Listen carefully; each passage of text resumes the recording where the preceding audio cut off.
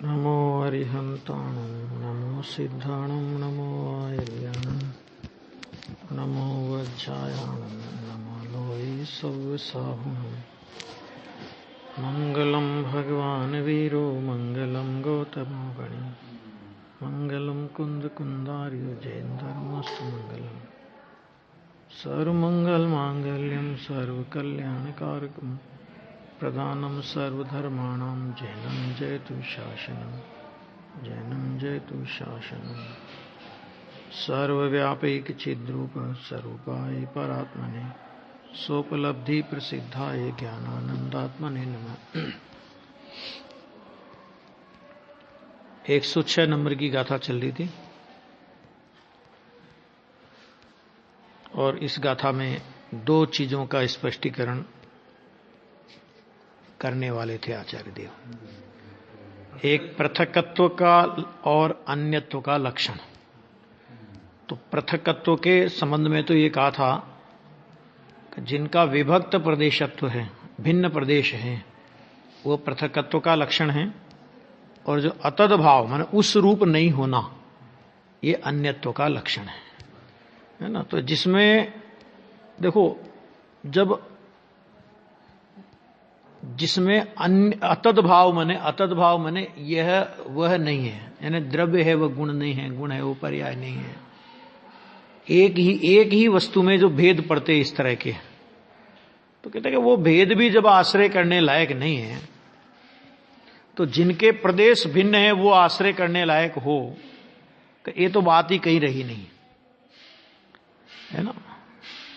तो एक बहुत ही समझने जैसा विषय इस गाथा में ये आया। देखिए, इसमें अपना एक चर्चा हो गई थी, यहां तक अपनी चर्चा पहले टीका का पहला पैराग्राफ अपना हो गया था एक तरह से ना। द्रव्य के वस्त्र का दृष्टांत दिया था, और वस्त्र के दृष्टांत में सफेदी और वस्त्र के आधार से उन्होंने वो बात समझाई थी, प्रदेश भेद नहीं है, ये बात समझाई थी, ये चर्चा हुई थी अपनी। इसी प्रकार सत्ता के यानी गुण के प्रदेश हैं, वे ही द्रव्य के अर्थात गुणी के हैं, अर्थात उनमें प्रदेश भेद नहीं है। यहां तक अपनी चर्चा कल हुई थी, ठीक है। अब देखो, ऐसा होने पर भी, कैसा होने पर भी कि सत्ता और गुण, सत्ता और गुणी माने पदार्थ यानी गुण और गुणी है ना, कि उनमें प्रदेश भेद नहीं होने पर भी, ऐसा होने पर भी उनमें माने सत्ता में और द्रव्य में अन्यत्व है, प्रदेश भेद नहीं है, माने भिन्नत्व तो नहीं है, दो पदार्थ नहीं है ये, सत्ता और द्रव्य अथवा गुण और द्रव्य, ये दो पदार्थ तो नहीं है, माने दो पदार्थों जैसा प्रदेश भेद तो इनमें नहीं है। लेकिन फिर भी इनमें क्या है, तो वो कहते हैं अन्यत्व है। अन्यत्व माने द्रव्य है वो गुण रूप नहीं होता, और गुण है वो द्रव्य रूप नहीं होता। गुण गुण रहता है और द्रव्य द्रव्य रहता है, और यही कारण है कि अनादि काल से द्रव्य एक ही रहा और अनादि काल से गुण अनंत ही रहे। गुणों की अनंतता मिट करके कभी एक नहीं हुई, और एक द्रव्य की एकता मिट करके कभी अनंत गुण रूप नहीं हुई। ये इस बात को बताता है कि इन दोनों में अन्यत्व तो है, भिन्नत्व नहीं है, ऐसा। तो ये देखो यहां पर कि ऐसा होने पर भी, ऐसा होने पर भी का मतलब मैंने नहीं, प्रदेश भेद नहीं होने पर भी, प्रदेश भेद द्रव्य और गुण में, सत्ता और गुण में प्रदेश भेद नहीं होने पर भी अन्यत्व है। अब वो अन्यत्व, क्योंकि उनमें अन्यत्व के लक्षण का सद्भाव है। अन्यत्व क्यों है? कि अन्यत्व का लक्षण पाया जाता है, और अन्यत्व का लक्षण क्या है कि अतद भाव अन्यत्व का लक्षण है। ये लिखा है टीका में। माने नहीं, तद माने उस रूप, भाव माने होना, यानी उस रूप नहीं होना, ये लक्षण इनमें पाया जाता है। ये लक्षण किसका है कि ये लक्षण अन्यत्व का है। भिन्नत्व का लक्षण क्या है कि विभक्त प्रदेशत्व एक भिन्नत्व का लक्षण है। आगे ना समझ में ये बात बहुत। देखो, ऐसे तो अपन शरीर और आत्मा अन्य है, ऐसा भी प्रयोग कर लेते हैं, है ना। और राग और आत्मा भिन्न है, हम ऐसा भी प्रयोग कर लेते हैं। लेकिन सच्चाई क्या है इसमें कि शरीर और आत्मा अन्य नहीं, शरीर और आत्मा तो भिन्न है ना। और राग और आत्मा कि देखो अध्यात्म की अपेक्षा से तो, दृष्टि की अपेक्षा से, श्रद्धा की प्रधानता में, समय सार की शैली में तो कहेंगे कि भिन्न है। लेकिन वस्तु रूप से अगर विचार करें, द्रव्य गुण पर्याय की मर्यादा की दृष्टि से अगर विचार करें तो वो भिन्न नहीं है, वो अन्य है। आया। अध्यात्म तो बोलेगा कि राग कैसा है कि राग भिन्न है। क्यों राग भिन्न है?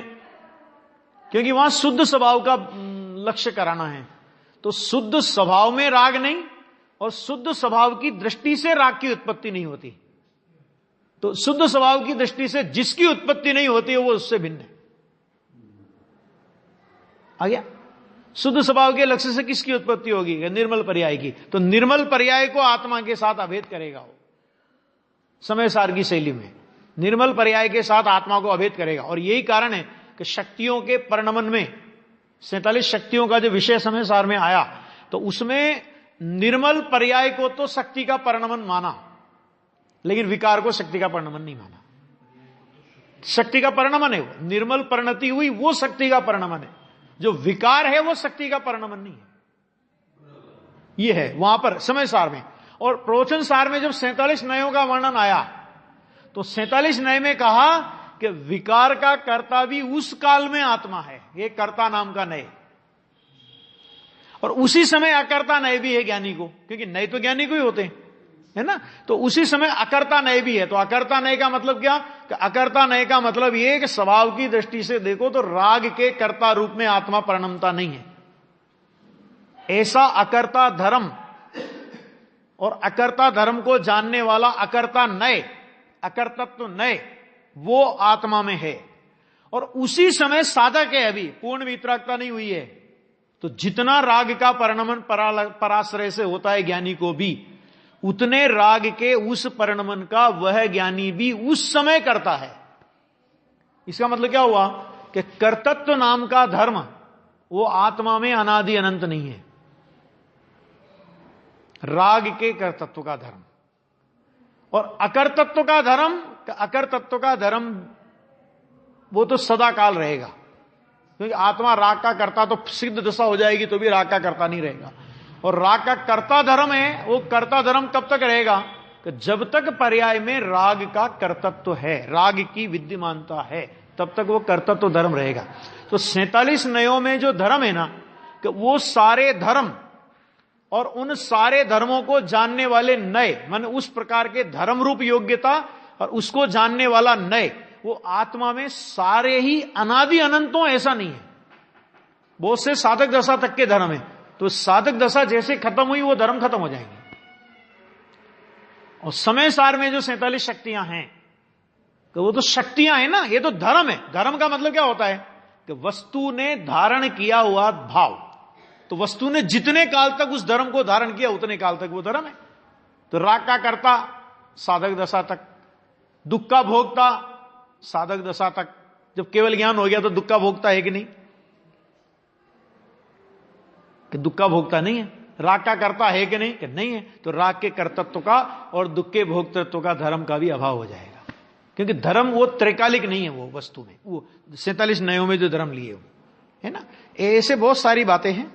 खैर देखिए, तो यहां पर कहा क्योंकि उनमें अन्यत्व के लक्षण का सद्भाव है। अतद्भाव अन्यत्व का लक्षण है। अतद्भाव माने उस रूप नहीं होना। ये अतद्भाव की व्याख्या की, वह तो सत्ता और द्रव्य के है ही। आचार्य कह रहे हैं तो वो तो अतद्भाव तो सत्ता और द्रव्य के है ही। क्या मतलब? कि सत्ता है वह द्रव्य रूप नहीं होती, और द्रव्य है वो सत्ता रूप नहीं होता। सत्ता सत्ता रहती है और द्रव्य द्रव्य रहता है। माने गुण गुण रहता है और द्रव्य द्रव्य रहता है। द्रव्य गुण रूप नहीं होता और गुण कभी भी द्रव्य रूप नहीं होता। इसका नाम अतद्भाव। लेकिन दोनों के प्रदेश एक है, क्योंकि गुण तो अनंत है, द्रव्य तो एक है। आया? तो देखो ये लिखा बहुत अच्छा लिया इसमें कि वह तो सत्ता और द्रव्य के है ही, क्योंकि गुण और गुणी के तदभाव का अभाव होता है। तदभाव का अभाव, इसी का नाम अतद्भाव। तदभाव का अभाव माने उस रूप होने का अभाव। तदभाव, तद माने उस रूप, भाव माने होना, तो उस रूप होने का अभाव है। क्या मतलब? कि द्रव्य के गुण रूप होने का अभाव है, गुण के द्रव्य रूप होने का अभाव है। गुण कभी द्रव्य नहीं होगा और द्रव्य कभी गुण नहीं होगा। गुण गुण रहेगा और द्रव्य द्रव्य रहेगा, है ना? ये ऐसा है, अभाव है। और वह कैसे? तो उसमें भी दृष्टांत, उसी दृष्टांत को इसमें घटित करते देखो। शुक्लत्व और वस्त्र की भांति। शुक्लत्व क्या है इसमें? कि शुक्लत्व है गुण, ठीक है, और वस्त्र क्या है? तो वस्त्र है गुणी, माने द्रव्य के स्थान पर रखा है वस्त्र को, और शुक्लत्व को किसके स्थान पर रखा? कि गुण के स्थान पर, बराबर। तो शुक्लत्व और वस्त्र की भांति वह इस प्रकार है कि जैसे एक चक्षु इंद्रिय के विषय में आने वाला शुक्लत्व नाम का जो गुण है, सफेदी नाम का जो गुण है, वो किस इंद्रिय का विषय बनता है? किस इंद्रिय का विषय बनता है? कि मात्र चक्षु इंद्रिय का, स्पर्श का नहीं, रस का नहीं, घ्राण का नहीं और कर्ण का नहीं। तो शुक्लत्व वो मात्र चक्षु इंद्रिय का विषय बनता है। देखो ये आया कि जैसे एक चक्षु इंद्रिय के विषय में आने वाला और अन्य सब इंद्रियों के समूह को गोचर न होने वाला शुक्लत्व गुण है। वो अन्य किसी इंद्रिय का विषय नहीं बनेगा, चक्षु इंद्रिय के अलावा। भेद बताना है ना, शुक्लत्व और वस्त्र में भेद बताना। तो भेद किस अपेक्षा से बताया? कि अगर देखो इनमें सर्वथा भेद नहीं होता, गुण और गुणी सर्वथा अभेद ही होते, तो फिर शुक्लत्व गुण अकेला चक्षु इंद्रिय का विषय क्यों बनता है? क्योंकि वस्त्र तो सारी इंद्रियों का विषय बनता है। वस्त्र का स्पर्श कड़क है, कोमल है ना? तो इस तरह एक एक जो क्वालिटी है वस्त्र की, स्पर्श रस गंध वर्ण, वो स्पर्शन रसन घ्राण और चक्षु इंद्रिय का विषय बनेगा। और वस्त्र को अपन यूं हिला करके देखते ना, कड़क कड़क कैसा है कि क्या है, तो उसकी आवाज होगी, तो वो कर्ण इंद्रिय का विषय भी बनेगा। अगर गुण और गुणी एक ही होते, अगर वस्त्र और शुक्लत्व सर्वथा एक ही होते, उनमें अतद भाव नहीं होता, तो शुक्लत्व गुण भी पांचों इंद्रिय का विषय बनना चाहिए। एक बात, या वस्त्र भी एकमात्र चक्षु इंद्रिय का ही विषय बनना चाहिए, अन्य इंद्रियों का नहीं बनना चाहिए। लेकिन ऐसा नहीं होता, वस्त्र पांचों इंद्रिय का विषय बनता है और शुक्लत्व गुण एकमात्र चक्षु इंद्रिय का विषय बनता है। इसलिए इस बात की सिद्धि होती है कि इन दोनों में तद्भाव का अभाव है, अर्थात अतद्भाव है। ये कह रहे हैं, देखो बहुत अच्छी तरह से इसको कह रहे हैं। जैसे एक चक्षु इंद्रिय के विषय में आने वाला और अन्य सब इंद्रियों के समूह को गोचर न होने वाला शुक्लत्व गुण है, वह माने कौन? वह शुक्लत्व गुण। देखो, वह समस्त इंद्रिय समूह को गोचर होने वाला ऐसा वस्त्र नहीं है। वह जो शुक्लत्व गुण है कि वो सब इंद्रियों को गोचर होने वाला वस्त्र नहीं है, क्योंकि वस्त्र तो सभी इंद्रियों का विषय बनता है। आ गया? ये उदाहरण दिया। ऐसे बहुत सारे उदाहरण से आप इसको लगा सकते हो। चीनी में मिठास है, तो चीनी की मिठास और चीनी, इनमें प्रदेश भेद नहीं है, लेकिन प्रदेश भेद नहीं होने पर भी अतद्भाव रूप अन्यत्व है। क्या मतलब? क्यों? कि देखो, चीनी की जो मिठास है ना, कि मिठास एकमात्र रसना इंद्रिय का विषय बनती है, और चीनी किस इंद्रिय का विषय? कि चीनी तो सभी इंद्रिय का विषय बनती है।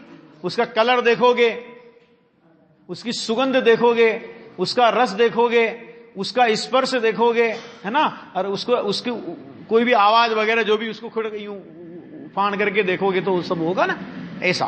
तो इससे इस बात की सिद्धि होती है कि जो गुण है वो गुणी नहीं है और जो गुणी है वो गुण नहीं है। इस तरह उनमें अतद भाव है ना, कि जब गुण गुणी में ऐसा अतद भाव रूप भेद है। लेकिन ध्यान में क्या रखना कि अतद भाव रूप वह भेद भी विकल्प का उत्पादक होने से, ये तो अभी तो वस्त्र का और चीनी वगैरह का अपन ने उदाहरण दिया, इसी भेद को जब आत्मा पे घटित करेंगे तो ये अतद भाव रूप भेद भी, माना आत्मा में गुण और गुणी का भेद भी विकल्प उत्पादक होने से दृष्टि का विषय नहीं है ना।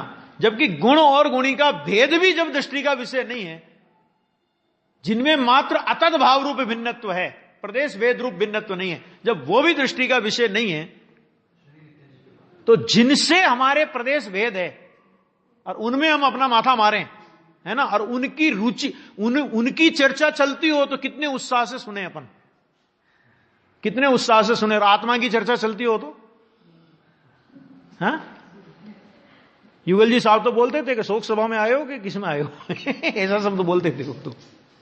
कितनी उमंग से आत्मा की चर्चा आवे तो वाह ये मेरी बात, है ना, ये पात्र था कि वो ही दृष्टि का विषय नहीं तो तेरे को ये क्या दृष्टि का, जो जो जो जो पर पदार्थ तो बिल्कुल प्रदेश भेद है, उनमें तो तू अपना उपयोग मारता है, उनमें तो अपना उपयोग 24 घंटे बर्बाद करता है।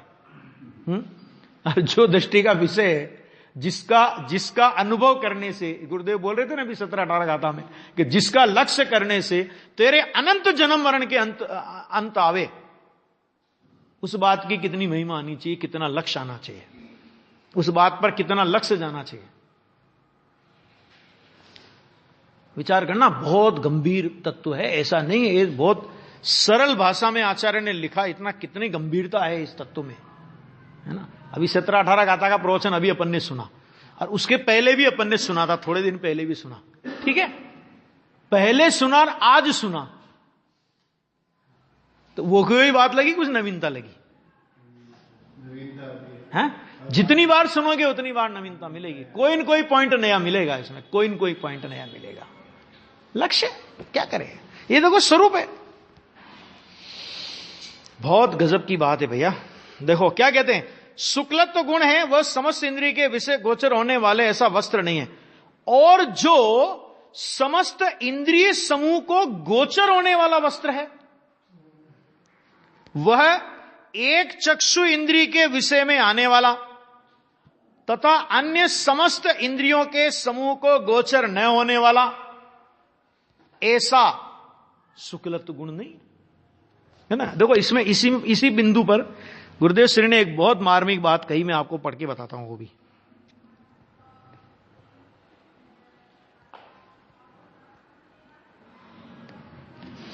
मिलता है मेरे को, दिखाता हूं।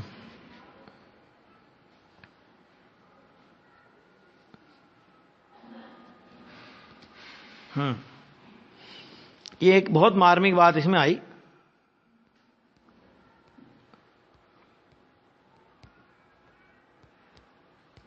देखो इसमें उन्होंने कहा प्रवचन सुधा में चौथे भाग में, इसी गाथा के प्रवचन में गुरुदेव ने कहा, यह भेद ज्ञान की बात है। क्या कह रहे हैं, यह भेद ज्ञान की बात है। आहा, पर से तो पृथक है कितनी बढ़िया, कि पर से तो पृथक है इसलिए अलग है, पर से तो पृथक है, मैंने प्रदेश भेद है तेरे, इसलिए उससे तो अलग है, परंतु गुण गुणी का भेद भी पड़ा, अतद भाव रूप भेद पड़ा ना गुण गुणी का, कि इस अपेक्षा से अन्य है, इसलिए इसे अभेद पर नजर करने की है। जिस प्रदेश भेद वाले पदार्थों पर तो नजर करनी ही नहीं है, लेकिन गुण गुणी के भेद पर भी नजर करनी नहीं है ना। ये तो वस्तु की व्यवस्था क्या है वो समझा रहे हैं, नजर नहीं करनी है वहां पर। क्या कहा यह है कि जिसके प्रदेश भिन्न है ऐसे द्रव्य से तो दृष्टि उठाना चाहिए। और ऐसे द्रव्य कितने विश्व में, अपनी आत्मा के अलावा सभी अन्य, तो वहां से सबसे दृष्टि उठाना चाहिए, किंतु जिनके प्रदेश एक हैं फिर भी अन्यत्वपना है, वह उसके लक्षण से है। जो द्रव्य है वह सत्ता नहीं, और जो सत्ता है वह द्रव्य नहीं, वरना दो के नाम अलग क्यों पड़ेंगे? अगर दोनों सर्वथा एक ही होते तो दो के नाम अलग क्यों पड़ते? आहा, ऐसा अन्यत्व द्रव्य और सत्व के बीच है, तथापि दृष्टिवंत को दो अन्यत्व भिन्न न करके द्रव्य पर दृष्टि करना यह प्रयोजन है।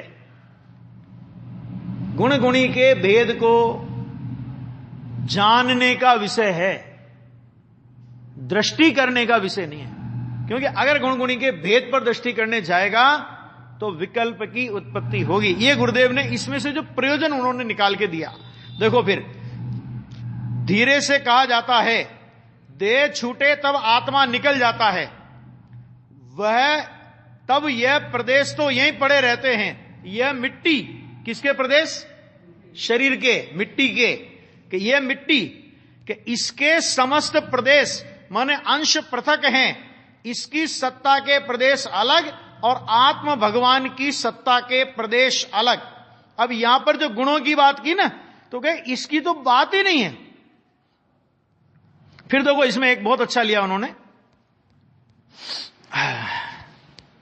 ऐसे सत्ता और द्रव्य के प्रदेश एक में एक हैं, सत्ता के प्रदेश अलग और आत्मा के प्रदेश अलग। ऐसे परमाणु में परमाणु के प्रदेश अलग और परमाणु का द्रव्य अलग, ऐसा नहीं है। ठीक है, धीरे से तो कहा जाता है भाई ये तो मूल सत्ता की बात है। मूल का अस्तित्व जो है वह अस्तित्व सत्ता के कारण है। सत्ता का इतना प्रयोजन था कि वह रहे। कौन? वस्तु रहे, ये सत्ता का प्रयोजन था। सत्ता का प्रयोजन क्या था? और अस्तित्व, विद्यमानता, टिक सके। अब यदि उस सत्ता को आत्मा से भिन्न कर दो तो सत्ता का जो प्रयोजन है टिकना वह नहीं रहेगा। बहुत इसमें काफी गंभीर विषय गुरुदेव ने लिया है, बहुत अच्छा है ना। तो कहने का मतलब क्या है कि देखो ये सब विषय जानना। अब जानने का मतलब प्रयोजन क्या था? कि जानने का प्रयोजन इतना था कि द्रव्य गुण और पर्याय की जो व्यवस्था जिनागम में मानी है उससे विरुद्ध यदि हमारे ज्ञान में होगी तो सम्यक दर्शन नहीं होगा। ठीक, और इतनी व्यवस्था किसी को ज्ञान में ज्ञात नहीं होवे और सीधा आत्मा का आश्रय हो जावे तो इतना जानने की कोई जरूरत भी नहीं है कि अन्यत्व है, ये अनन्यत्व है। मतलब इतना भी अगर जीव जान ले कि मुझसे भिन्न जो भी है वो सब मुझसे भिन्न है, बस खत्म होगी बात इतनी है। ये इतनी ज्यादा पढ़ाई क्यों कराई जा रही है कि ज्यादा उल्टा समझ लिया है जीव ने। सोगानी जी ने पूछा, सोगानी जी से किसी ने, कि साहब जिनवाणी का प्रयोजन तो इतना ही है ना कि त्रिकाली ध्रुव में दृष्टि करना, इतना ही तो प्रयोजन है। सारे शास्त्रों का प्रयोजन क्या है कि त्रिकाली द्रव्य में मैं अपना स्थापित करना, ये प्रयोजन है। तो इतना बड़ा विस्तार काय को करते हो? तो उन्होंने कहा कि तुमने उल्टा बहुत सीख लिया। समझ में आया कि नहीं? तो उल्टा सीख लिया तो उस उल्टे को बुलाने के लिए सुलटी बातें बताई जाती है, उसमें क्या करे? ये समझना भैया, बहुत गजब की बात है। बहुत उत्साह से, उमंग से देखो कितनी गजब की बात कह रहे आचार्य देव। विषय में आने वाला एक अन्य समस्त विषयों के गोचर न होने वाले ऐसा शुक्लत्व गुण नहीं है, इसलिए उसके तद्भाव का अभाव है। तद्भाव का अभाव कहो, अतद्भाव को एक ही बात है। उसी प्रकार किसी के आश्रय से रहने वाली, देखो ये आया वो तत्वा सूत्र का सूत्र याद है, द्रव्याश्रया निर्गुणा गुणा है। तो किसी के आश्रय से रहने वाली माने क्या कि सत्ता किसके आश्रय से रहती है? तो उन्होंने फुटनोट में है नीचे, तीसरे नंबर का फुटनोट, कि सत्ता द्रव्य के आश्रय से रहती है। सत्ता माने गुण, सभी गुण आ गए। सत्ता का एक उदाहरण दिया यहां पे, सभी गुण आ गए। तो गुण किसके आश्रय से? कि द्रव्य के आश्रय से। द्रव्याश्रया गुणा निर्गुणा गुणा, पूरा सूत्र है द्रव्याश्रया निर्गुणा गुणा। ठीक, तो ये कहते सत्ता द्रव्य के आश्रय से रहती है, लेकिन द्रव्य को किसका आश्रय बताओ? तो उन्होंने कहा कि द्रव्य को किसी का आश्रय नहीं है। जैसे लोग मानते हैं ना वो फलाने के आधार, अरे अगर द्रव्य को तुम आश्रय मानोगे किसी का तो इत्र इत्राश्रय दोष आएगा। नहीं आया समझ में? क्या ये क्या चक्कर है ये कि इत्र इत्राश्रय, ये द्रव्य किसके आश्रय से है? कि ये उस द्रव्य के आश्रय से है। तो फिर प्रश्न होगा कि वो किसके आश्रय से है? कि फिर वो उसके आश्रय से, कि फिर वो किसके आश्रय से है? मतलब इसको उसका आश्रय, उसको उसका आश्रय, है ना? आश्रय का अंत नहीं आएगा। अंत में कहीं ना कहीं आपको यह कहना ही पड़ेगा कि उसका कोई आश्रय नहीं है। तो आचार्य कहते हैं कि जैन दर्शन ये कहता है कि जब उसको कोई आश्रय नहीं है तो इसको कोई आश्रय क्यों हो? नहीं है समझ कि भगवान को, दुनिया को किसने बनाया? कि भगवान ने। कि भगवान को किसने बनाया? कि बड़े भगवान ने। कि बड़े भगवान को किसने बनाया? कि उसके बड़े भगवान ने, है ना? कि फिर उसके बड़े भगवान को किसने बनाया? कि उसके बड़े भगवान ने। कि उसको किसने बनाया? कि एक सदाशिव है। ये अन्य मत में भी कहना पड़ा ऐसा कि एक सदाशिव है। तो जब जैन दर्शन ने ही कहा कि जब वो सदाशिव है तो हम सदाशिव क्यों नहीं हो सकते? ये उसी का राइट है सदाशिव होने का, हमारा नहीं है। समझ में आया कि नहीं आया? इस तरह उनको ईश्वर कर्तृत्व को उड़ाया उन्होंने। माने इसका मतलब ये हुआ कि एक पदार्थ ऐसा हो सकता है ना, तुम्हारी मान्यता के अनुसार भी एक पदार्थ ऐसा है ना जिसको किसी ने नहीं बनाया। मतलब किसी के बनाए बिना भी अकृत्रिम पदार्थ हो सकता है कि नहीं? हो सकता है। तो बस हम यही तो कह रहे हैं कि सारा विश्व अकृत्रिम है। आखिरी बात समझ में? कोई खंडन नहीं कर सकता उसका। बहुत अद्भुत है। देखो, द्रव्य को किसी का आश्रय नहीं है। जैसे घड़े में घी रहता है, घड़े में घी, ऐसे द्रव्य में गुण रहते हैं कि नहीं? कि उसी प्रकार द्रव्य में सत्ता नहीं रहती। क्यों नहीं रहती? अच्छा, इसको चार बातें बताओ। पंडित जी तो खूब पढ़ा के गए। घी द्रव्य के संपूर्ण भाग में नहीं रहता, घी घड़े की संपूर्ण अवस्था में नहीं रहता। घड़ा फूट जाए, घी अलग हो जाता है। द्रव्य में गुण उसके संपूर्ण भाग में रहते हैं, द्रव्य में गुण उसकी संपूर्ण अवस्था में रहते हैं। द्रव्य कभी फूट जाए और गुण अलग बिखर जाए, ऐसा कभी नहीं होता। ये सब पढ़ाया था ना, याद रखो। द्रव्य में सत्ता नहीं रहती क्योंकि घड़े में और घी में तो प्रदेश भेद है, सीधा सीधा है। अरे घी घड़े में तो प्रदेश भेद है। तुम रोजाना घड़े में से घी निकाल करके हलवा बना करके रोटी में, सब्जी में, इसमें डालते हो कि नहीं डालते हो?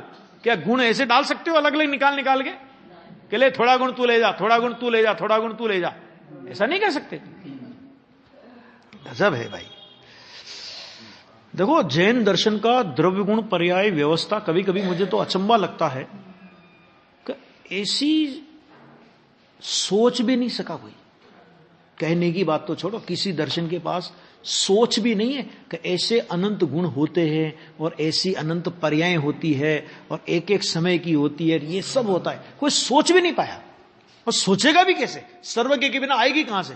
तो उन्होंने क्या किया? भैया भगवान की मर्जी, जय विधि राखे राम ताई विधि रही हो। एक ही सूत्र बना, जिस विधि भगवान रखे उस विधि रहो। ज्यादा माथा बोड़ी नहीं करनी अपने को। तो जिस विधि राखे राम ताई विधि रही हो, एक सूत्र अपना लिया। ये जैन दर्शन पुरुषार्थवादी धर्म है। अपने पुरुषार्थ से पंडित दीपचंद जी साहब ने लिखा कि तेरी विपरीतता भी बहुत बड़ी है और तेरी सुलटाई, मैंने तेरी सुलटाई भी बहुत बड़ी है। विपरीतता इतनी बड़ी कि अगर तू विपरीत चले तो एक अंतर मुहूर्त में निगोत पहुंच जाए, और अगर तू सुलटा चले तो एक अंतर मुहूर्त में सिद्धालय में पहुंच जाए। तेरी ऊंधाई भी बड़ी और तेरी सुलटाई भी बड़ी, ऐसा लिखा मैंने। सब अपने हाथ में है। संसार में डूबना है, हाँ, अपने हाथ में है। एक समय, एक मिनट, एक समय लगता है। मिनट तो बहुत बड़ी चीज होती है, सेकंड बहुत बड़ी चीज होती है। डूबना है अपने हाथ में, तिरना है अपने हाथ में। ना भगवान डुबोता है ना भगवान तिराता है। कोई नहीं डुबाता, ना कुदेव डुबाता नहीं और सुदेव तिराता नहीं। हम कुदेव के आगे माथा फोड़ें तो वो डूबेंगे हम, और हम सुदेव ने जो वस्तु स्वरूप बताया उसको अंगीकार करेंगे, उसको स्वीकार करेंगे तो तिरेंगे हम। भगवान तिराने नहीं आएंगे, तिरेंगे तो हम ही, लेकिन तिरेंगे भगवान ने जो मार्ग बताया उससे। स्वभाव है भैया, कौन क्या करे। तो बहुत अद्भुत मार्ग है, सामान्य नहीं है। देखो, घड़े और घी में प्रदेश भेद है, किंतु जैसे आम में वर्ण गंधादि हैं, उसी प्रकार द्रव्य में सत्ता है। आम में से वर्ण गंध को अलग करो। देखो ऐसा होता है, आप आम में से स्पर्श रस गंध वर्ण को अलग समझ सकते हो, कर नहीं सकते। और कर सकने की अगर व्यवस्था मिल जाए तो अपन तो बढ़िया लोग हैं।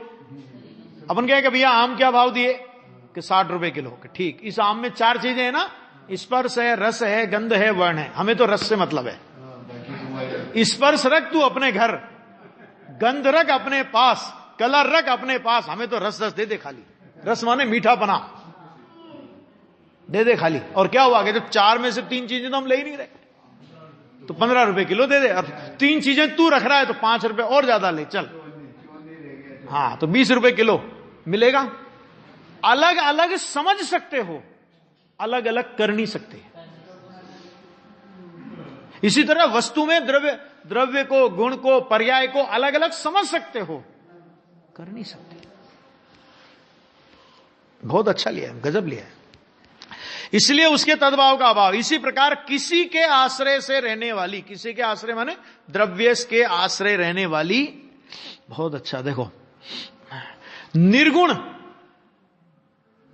देखो निर्गुण, निर्गुण माने एक गुण दूसरे गुण से रहित है। आ गया निर्गुण की, देखो नीचे फुलासा भी किया है। निर्गुण माने गुण रहित। क्या मतलब, कि सत्ता निर्गुण है और द्रव्य गुण वाला। निर्गुण का मतलब क्या, निर्गुण का मतलब ये कि उस सत्ता में सत्ता के अलावा दूसरा गुण नहीं है। जैसे ज्ञान क्या है कि निर्गुण है, हर गुण निर्गुण है, यानी हर गुण दूसरे गुण से रहित है। एक गुण में दूसरा गुण नहीं है, लेकिन द्रव्य में, कि द्रव्य में अनंत गुण है। एक एक एक। दूसरी एक और बात आती है, देखो एक होती इन अन्य मतियों में होती ना, एक होती सगुण भक्ति और एक होती निर्गुण भक्ति। तो सगुण भक्ति किसे समझे पता है? तो उन्होंने क्या है वो मटकी फोड़ दी, ऐसे ऐसे काम किए ना, सारे आते हैं कि नहीं आते हैं, तो उसको वो बोलते हैं कि सगुण भक्ति है, देखो कुछ काम किया उनने। और ये अपने भगवान कैसे हैं कि तो निर्गुण है, इनमें कुछ है ही नहीं, वीतरागी है ये तो। हाँ, तो यहां ऐसे ऐसे कथन। तो यहां सगुण, यहां तो सगुण का मतलब क्या, कि द्रव्य सगुण है, मतलब द्रव्य अनंत गुणों का पिंड है। और गुण कैसा है, तो कहते गुण निर्गुण है, मतलब एक गुण में अनंत गुण नहीं है, एक गुण में दूसरे गुणों का अभाव है, एक गुण दूसरे गुण रूप नहीं है, एक गुण में अनंत गुण नहीं है, मतलब गुण में गुण नहीं है, गुण में गुण नहीं है, द्रव्य में गुण है। क्योंकि गुण में गुण होवे तो फिर वो गुणी द्रव्य हो जाएगा, और द्रव्य में गुण नहीं होवे तो द्रव्य गुणों से खाली हो गया तो वस्तु ही नहीं रहेगी। गुणी के बिना, गुण के बिना गुणी कैसे रहेगा, ये कह रहे हैं, है ना। देखो इसमें फिर लिया, देखो जैसे कि द्रव्य गुण रहित माने सत्ता निर्गुण है, द्रव्य गुण वाला है। जैसे आम वर्ण गंध स्पर्श आदि गुण युक्त है, किंतु वर्ण गुण कहीं गंध रस या अन्य किसी गुण वाला नहीं है। आया, आत्मा ज्ञान दर्शन चारित्र आदि अनंत गुण वाला है, लेकिन ज्ञान दर्शन वाला, चारित्र वाला, सुख वाला, वीर्य वाला, प्रभुता वाला ये नहीं है। गुरुदेव श्री की भाषा में बोलेंगे तो इसमें कहते हैं कि एक गुण में दूसरे अनंत गुण नहीं है, लेकिन एक गुण में दूसरे अनंत गुणों का रूप है। रूप का मतलब अंदर में निमित्त नैमित्तिक बना, ऐसा चलता है वो अंदर का। देखो, क्योंकि न तो वर्ण सूंघा जाता है और न स्पर्श किया जाता है। और जैसे आत्मा में आत्मा ज्ञान वाला, वीर्य गुण वाला इत्यादि है, परंतु ज्ञान गुण कहीं वीर्य गुण वाला या अन्य किसी गुण वाला नहीं है। इसी प्रकार द्रव्य अनंत गुणों वाला है, किंतु सत्ता गुण वाली नहीं है। गुण वाली नहीं है माने अन्य गुण उसमें नहीं है। सत्ता खुद तो गुण है, लेकिन सत्ता गुण में दूसरे अनंत गुण नहीं है। माने गुणों का पिंड नहीं है, द्रव्य गुणों का पिंड है, ऐसे समझो इसे। यहां जैसे दंडी दंड वाला है, इसी प्रकार द्रव्य को गुण वाला नहीं समझना चाहिए। किसी के हाथ में डंडा हो तो कहते हैं ये डंडे वाला है, डंडे वाला। ऐसे द्रव्य, ऐसे उसको इस प्रकार द्रव्य को गुण वाला नहीं समझना चाहिए। मैं डंडा अलग है और डंडे को धारण करने वाला पुरुष अलग है। डंडे के संयोग से उसे डंडी वाला कहते हैं, ऐसे गुणों के संयोग से द्रव्य को गुण वाला कहते हैं, ऐसा नहीं। गुण वाला कहने में सच में भेद है, लेकिन वास्तव में गुण वाला नहीं है, वो तो गुणमय है। गुणों के संयोग, गुणों का संयोग हुआ, मैंने गुण कहीं से आए। डंडा तो उसने अपने घर में से उठाया, डंडा लेकर के चला, तो डंडे वाला कहलाया। टोपी वाला कहलाया, है ना, कुर्ते पजामे वाला कहलाया। ऐसा होता कि नहीं, जिस प्रकार का हो उस प्रकार का कहलाता है। तो ऐसे द्रव्य नहीं कहलाता। और देखो ये बात क्यों कह रहे हैं, अपने को तो ये बात लगती है कि ऐसी बात क्यों कर रहे हैं आचार्य देव। ऐसा जगत में एक मत है जो ये मानता है कि गुणों के समवाय संबंध के कारण उसको गुणी कहते हैं वस्तु को, उसका निषेध है। न्यायिक या वैशेषिक कौन सा मत है, ऐसा मानता है वो। क्योंकि दंडी और दंड के प्रदेश भेद है, किंतु द्रव्य और गुण कैसे हैं, तो कहते हैं वो अभिन्न प्रदेशी है। आ गया निर्गुण, माने एक गुण की बनी हुई तीन विशेषताएं लेंगे। उन तीन विशेषताओं का खाली वो समझ लो, फिर चर्चा करेंगे बाकी की। कि एक तो है वो निर्गुण, माने एक गुण की बनी हुई। दूसरा है विशेषण, विधायक और वृत्ति स्वरूप जो सत्ता है। क्या कहा, देखो क्या कह रहे हैं, एक मिनट देखो क्या कह रहे हैं। किसी के आश्रय से रहने वाली सत्ता कैसी है, किसी के आश्रय से रहने वाली निर्गुण एक गुण की बनी हुई। विशेषण, विधायक और वृत्ति स्वरूप जो सत्ता है, ये शब्द भी याद रखने पड़ेंगे और शब्दों की परिभाषा भी याद रखनी पड़ेगी। कैसी है सत्ता, कैसी है, तो कहते हैं कि विशेषण, विशेषता, विशेषण का मतलब होता है विशेषता, फुटनोट नंबर 2। लक्षण, भेदक धर्म एक। दूसरा है वृत्ति, वृत्ति माने होना, अस्तित्व, उत्पाद व द्रव्य। तीसरा विशेष्य, विशेषता को धारण करने वाला पदार्थ, उसको बोलते हैं विशेष्य। लक्ष्य, भेद्य पदार्थ, धर्मी, जैसे मिठास, सफेदी, सच्चिक्कणता आदि मिश्री के विशेष गुण हैं और मिश्री इन गुणों के विशेष गुणों से विशेषित होती हुई, अर्थात उन विशेषताओं से ज्ञात होती हुई, उन भेदों से भेदित होती हुई एक पदार्थ है। क्या समझे इसे भी, इसीलिए कहा ना गुणों की परिभाषा में क्या कहा था, अन्वय के जो विशेषण। 80 नंबर की गाथा में गुण की परिभाषा क्या थी, अन्वय के विशेषण, उसका नाम गुण। माने अनेक विशेषताएं होती है, विशेषता। तो ये अनेक विशेषताओं से क्या होता है कि पदार्थ अनेक प्रकार का ज्ञात होता है, अनेक प्रकार से एक ही पदार्थ में अनंत गुणों के आधार पर अनेक विशेषताएं आप बताओगे, तो ये भेदक धर्म हुआ, पदार्थ में भेद करने वाला हुआ। एक गुण क्या हुआ, पदार्थ में भेद करने वाला, है ना। जैसे ज्ञान, दर्शन, चारित्र आदि, वीर्य आदि इत्यादि आत्मा के विशेषण हैं, यानी आत्मा की विशेषताएं हैं। और आत्मा उन विशेषणों से विशेषित होता हुआ, माने आत्मा ज्ञान वाला तो उस विशेषता से विशेषित हुआ वो। आत्मा दर्शन वाला, वो दर्शन रूप विशेषता किसकी, आत्मा की, तो आत्मा उससे विशेषित हुआ। ऐसे विशेषित होता हुआ यानी लक्षित होता हुआ, यानी ख्याल में आता हुआ, यानी ज्ञात होता हुआ, भेदित होता हुआ, यानी ज्ञान वाला आत्मा, दर्शन वाला आत्मा, चारित्र वाला आत्मा। तो एक आत्मा में कितने भेद कर दिए अपन ने, तो उस एक एक गुण से आत्मा भेदित होता है। इसलिए एक एक गुण का भेद आश्रय करने लायक नहीं है, क्योंकि गुण से आत्मा भेदित होता है।